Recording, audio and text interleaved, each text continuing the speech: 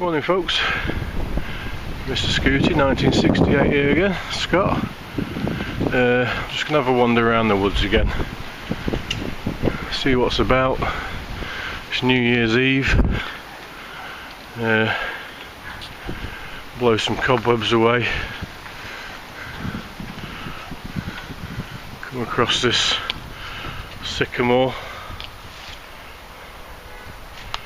How's that for a dinosaur's foot? Like that.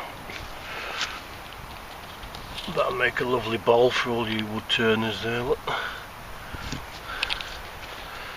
But yeah, it's like Tyrannosaurus Rex. But anyway, yeah, just gonna have a wander around the woods, see what's what. Get some fresh air in my lungs.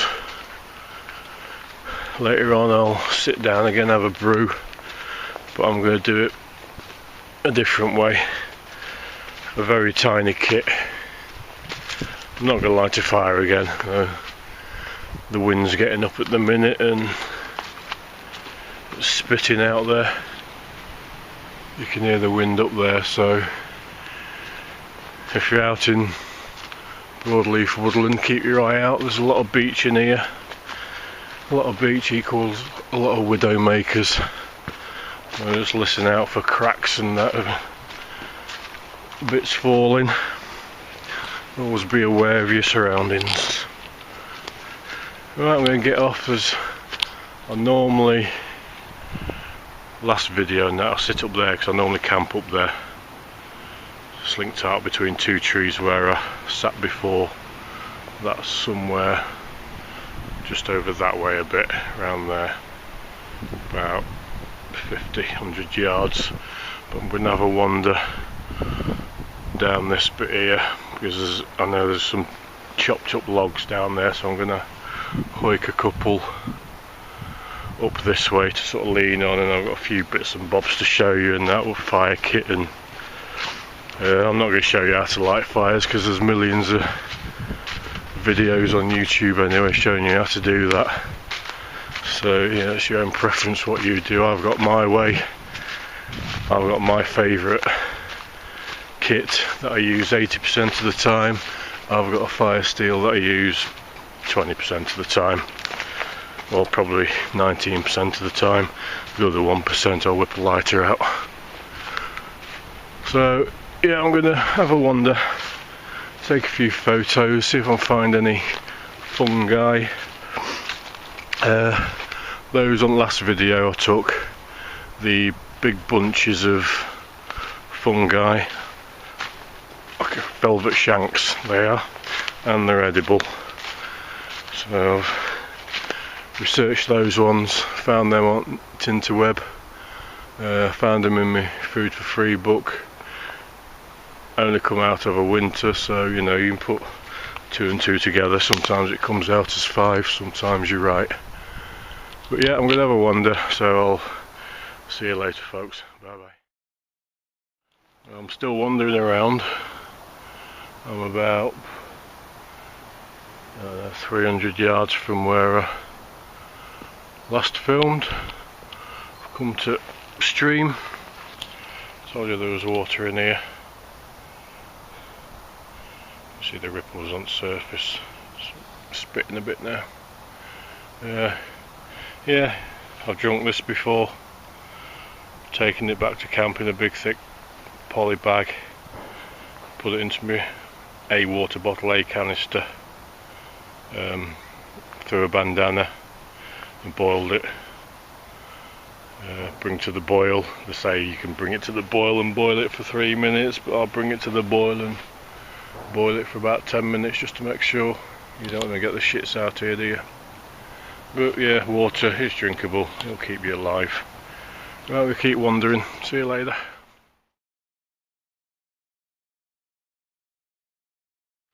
I'm just going to have a wander back up to where I normally camp.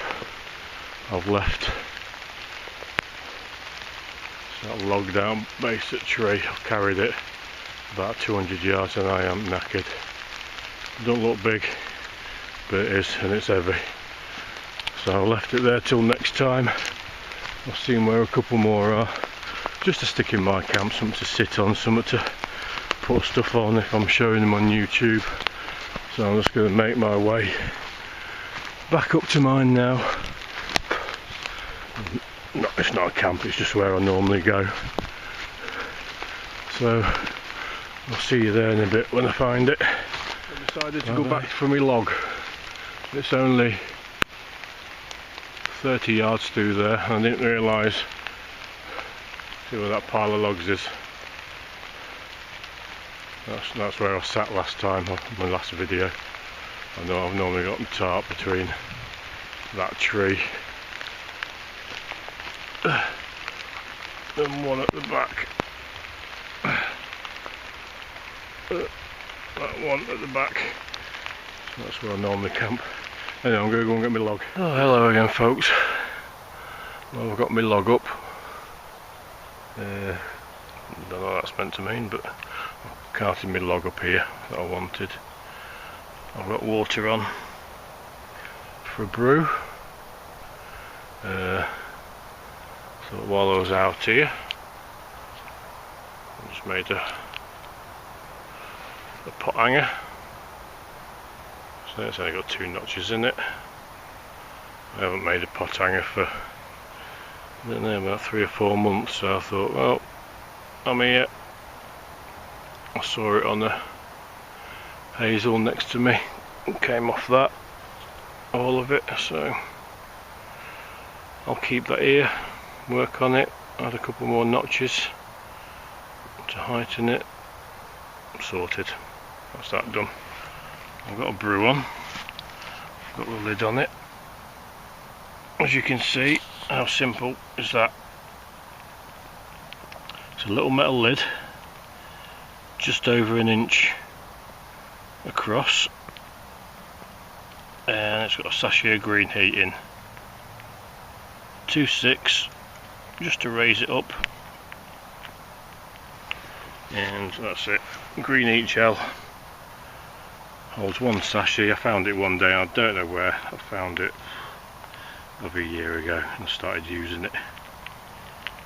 It's not the quickest, but am I in a hurry?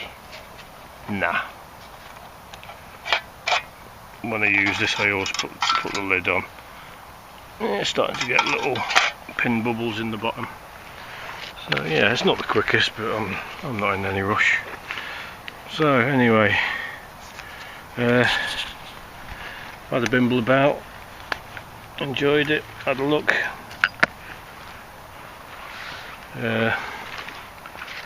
Just have a look at a few bits of kit that I've got with me, as usual. My favourite knife at the minute, the old TSB bore. I swapped over the fire steel. The other one was a bit bulky, so put this one on it. It is another 8mm, throws out good sparks. It's a bit more compact, that's all. That, yeah, first aid kit, as usual. Always have that with me. That lander, been used a couple of times today already. I'll say old. Look at the old knife again, which shows you that in the last video, so I'll not bother this time. Another one I carry, sorry finger. Another one I always carry with me is this little buck skinner. I love it, I've had it 6 months, a bit more. But yeah, I love it. It's not very big, you can see, but I don't know which make it is, I just know it's a buck skinner. Comes bare, so I've stuck a paracord handle on it with a wrist loop. You can see, made by Buck USA. But yeah, I love it. It's like a razor. keep it that way. And that's always with me, small light. So I'll move on to a couple of other bits. And that's always with me. Collins Gem Food for Free book. Brilliant little book. The size of it. You cannot go wrong with that. I urge everybody to have a copy in the pocket. I keep it in a Ziploc bag, which is just over, it's about 2.5 times the width of the book. Don't know how much it holds. Leggy bands around him. Again, good for fire lighting. The bag can collect food in it. But I always, a lot of my stuff I keep in Ziploc bags. And you'll probably see elastic bands around him. I just asked Postman for these elastic bands and they give you a handful. A lot of my stuff's got leggy bands around them. So that's that. Always with me. And great source of reference. Sit and read it on the night as well if you're in a hammock. Always learning, so it's good to learn. Alright, fire. I love fire. Always have done since being a little kid. Always made campfires since I've been coming out of the woods 40 years at least. 41 years since I was 4 or 5, so I'm 45 now. Love it out here. Back then it weren't called bushcraft, it was called mucking about in the woods. But we used to make spears, we used to hunt rabbits, things like that. Now they've put a name to it called bushcraft. But I enjoy it anyway. So, fire. I've got 2 kits for fire.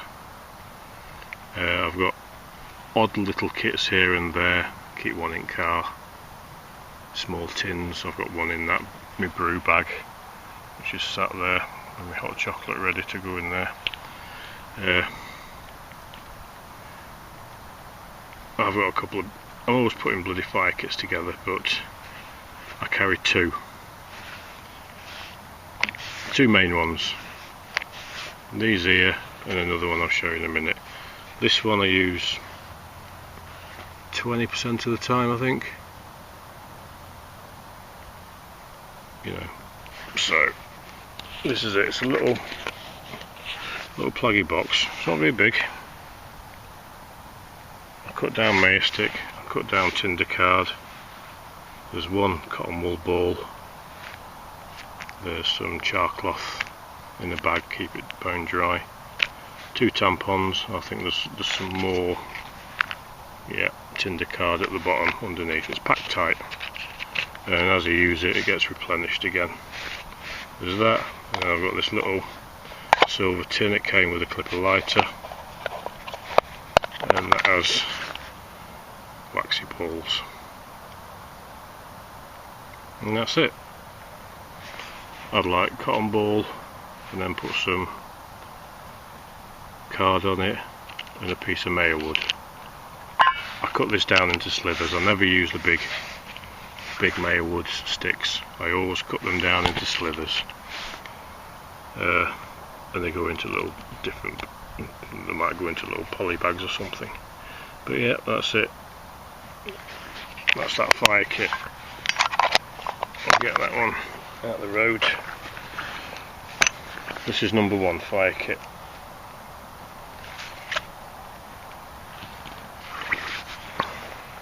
Leather pouch.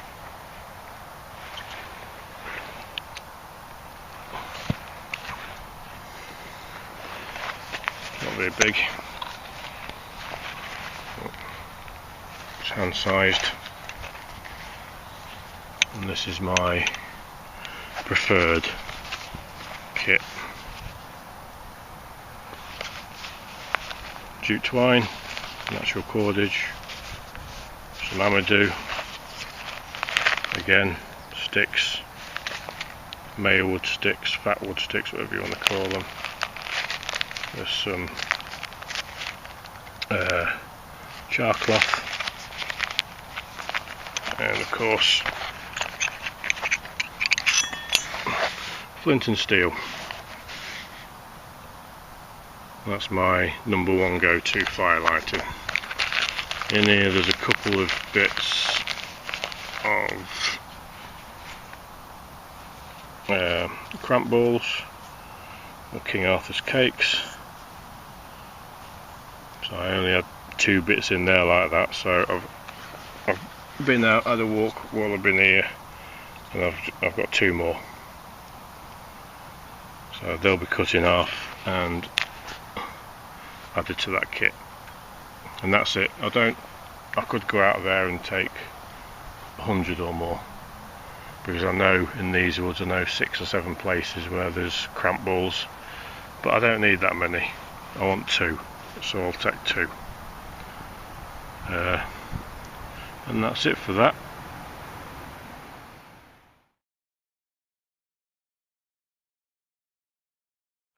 So yeah, that's my fire kits.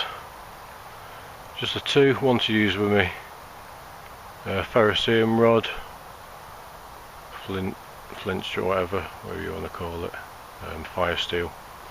And the other one's the flint and steel kit, which I love. But you make fire your way, you know, I'm not here to preach. I'm not going to be putting videos on how to do this and how to do that. There's thousands on YouTube anyway. I'll just show you what I do. If you want to follow suit, or what I use, not what I do. If you want to follow suit and get the same gear as me, I'm not bothered, that's up to you. But I'm using the stuff that I've tried and tested and I know works. I've used flint and steel and I've timed myself. The best I've done is from striking that steel to getting fire in 9 seconds. Don't think that's too bad. That's the fastest I've done it. Everything just went right. A spark dropped on char cloth. First strike, it went into a bundle of jute twine that had been roughed up. One long blow and it just came alight, and I was chuffed to bits. It won't happen like that all the time, but I can get fire using that. I've got dry jute twine. I can always get fire, and that's my preferred method. Just check on this little thingy. Ooh, look at that, eh? So simple. It's just sat on 2. Well, it's dead wood really, snapped in half just above the thing, and it's probably been going, I don't know, about 6 minutes, and that'll be hot enough to drink. I'll just leave it a little bit more because I'm boring you lot to death. But that's me. I love it out in the woods. I'm not one of these survivalists. There's loads of videos on there. I'm not a prepper. I like the outdoors. I love British woodland. I love nature. So I come out. I like, if making a pot hanger, making a fire, if that's bushcraft, then I like bushcraft. I haven't got a garage full of tins of beans at home. I've got stuff in my car because I also go camping, so there is a tent, there's a sleeping bag, there's about 4 gas stoves in there, dried foods, there's always pasta, couscous, rice, all sorts like that, you know, wok, different cook kits, which I sometimes bring out into the woods with me if I'm just, you know, for an overnighter. But yeah, I'm not a prepper, I'm not a survivalist, but can I survive? Yeah, I can. If the shit hits the fan, I'll do what probably everybody else does. First off, I'll panic and think, what the shit's going on? And then I'll calm down. Right, I know how to do this, I know how to do that. Right, he's robbing that shop, he's already broken window for me, I may as well pop in behind him. That's what everybody else is going to do. I know if all this crap runs out, I know where to find food. I know where to hunt food. I could walk less than a mile away. I could grab a deer, a red deer, because there's a farm up there that breeds them. Yeah, I know it's cheating, but I don't care. There's sheep in the fields. I'd grab a sheep. I wouldn't starve. So I'm not a prepper, anything like that. I just like the outdoors. If you said to me, Ray Mears, Bear Grylls, Ray Mears all the time, he's an outdoorsman, he's a woodsman, that's what I like. Bear Grylls is going to kill himself one day. He can drink his own piss, I don't care. I know where there's water. I'd rather drink water than my own piss. I'm not going to be in that situation where I have to drink my own piss. Ever. Full stop. So I'm not planning for it. That's it. Probably rant over. But that was just some little something about me. And I'm on one of these bloody e-cigs. I've packed in smoking and it's killing me. I'm going to have a few drags on this. I'm going to have my brew. I might have another little wander around, see what there is, take a couple of little photographs. It's just starting to rain again. When I went back from my log earlier, it was peeing down. But by the time I got my log again and come back, it was just stopping. There's my log anyway. It doesn't look that big, but it's bloody heavy. And when you've carried it for 300 yards, you know you've carried it for 300 yards. I had to stop and sit on it because I was knackered and I nearly died. So, yeah, a little bit about what I like. So, my channel, you won't find me going out and buying crap load of tins and storing them. I'll go out and buy some tins. I don't buy MREs either. I'm not paying £5 for a pouch of food, where I can pop to Asda, I can look through their tins. I've got some at home. Tin of chicken curry, hot, beef stew, things like that. A bag of rice which I put down into separate Ziploc bags into portions, and half a stock cube in with it. You'll probably see that in future videos. The tins I open at home, I put them into Ziploc bags. I don't bring tin cans out into the woods.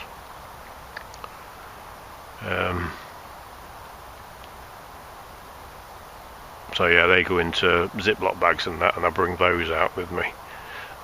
Easier to carry, less weight, less to take back out again. You know, a little Ziploc bag is a lot lighter than a tin can. So I do things like that. I don't, as I say, I don't buy MREs. I used to be a cook. I know how to cook. I know what I like. I'll prepare stuff at home. Quickness of ease, I'll buy tin cans, whatnot. Rice, pasta, couscous, things like that. Yeah, bacon, eggs, sausage, whatever. Wild edibles, whatever. Where I'm sat now, this floor in the spring is covered in wild garlic, and I love the stuff. You see people picking, they go in there and eat the little big leaves off and that. No, don't bother. Go inside the plant, pull the young tender leaves that are coming through. They're a lot tastier. Not as pungent, but a lot tastier. You can eat more of them. I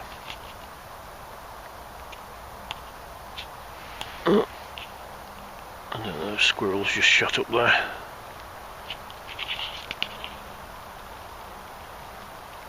It's disappeared.